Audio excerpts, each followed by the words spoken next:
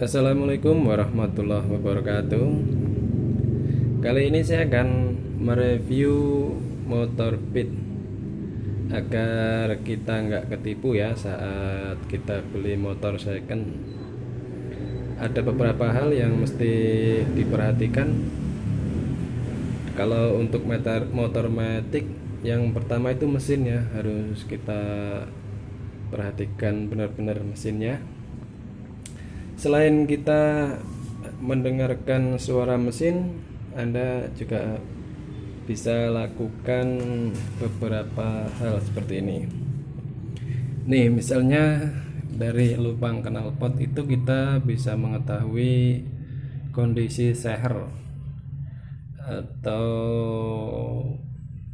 ringnya bocor atau belum. Nih. Ini masih cuman hitam karena asapnya ya. Jadi kalau misalkan dicolek begini sudah basah atau ada oli yang keluar atau di sini tebel, itu sudah dipastikan bagian seher ataupun ringnya kena, pasti kena. Dan untuk motor matic sendiri itu sangat rawan juga sih ya kalau kita bermotor second. Untuk motor Beat ini sendiri kelemahannya ada pada konstir. Dia kalau jatuh sering sekali langsung kena dia motor Beat. Nah, setelah kita cek di sini, kita bisa dengarkan di bagian CVT-nya. CVT ini juga lumayan rawan ya, soalnya harganya mahal. Ini kalau satu set ya ada 1 jutaan lebih. Setelah itu kita pastikan dulu ban juga ini masih bagus ya, lumayan lah. Coba kita dengarkan mesinnya.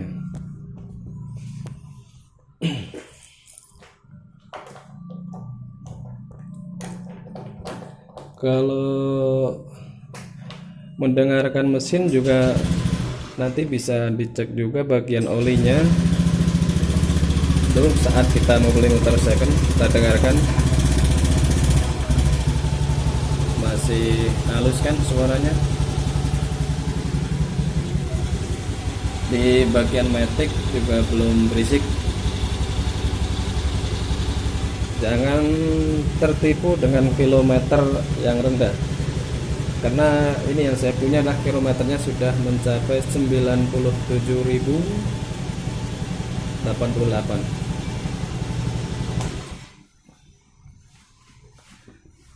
Apabila teman-teman beli motor second dengan suara yang halus, harus dipastikan dulu bahwa olinya ini tingkat kekentalannya itu standar, ataupun jangan kebanyakan, karena biasa yang dilakukan kecurangannya itu ini oli akan dibanyakin atau diganti dengan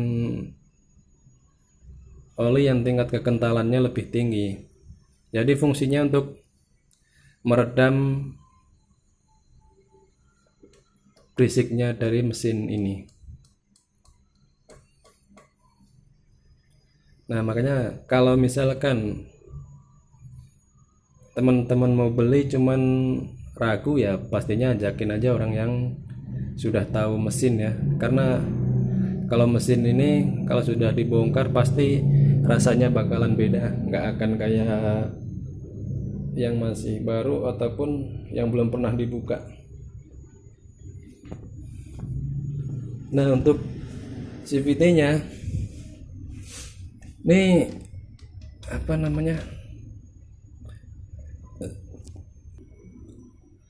untuk CVT-nya ini juga perlu diperhatikan, karena ini mahal ini satu set ini. Misalkan kita beli cuman isinya udah diganti yang imitasi, itu bisa rugi juga kita.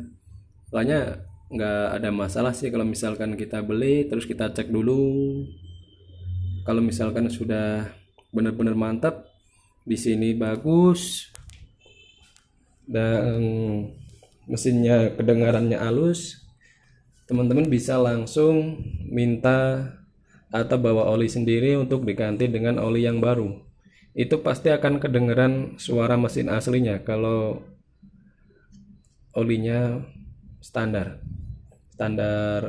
ya, misalkan pakai oli standar Yamaha atau oli Shell atau apapun, kalau standar pasti kedengeran suara mesinnya kondisinya bagus atau tidak. Untuk shockbreaker sendiri, shock belakang kalian bisa ngecek dengan cara gini loh, ditekan-tekan ke bawah nih.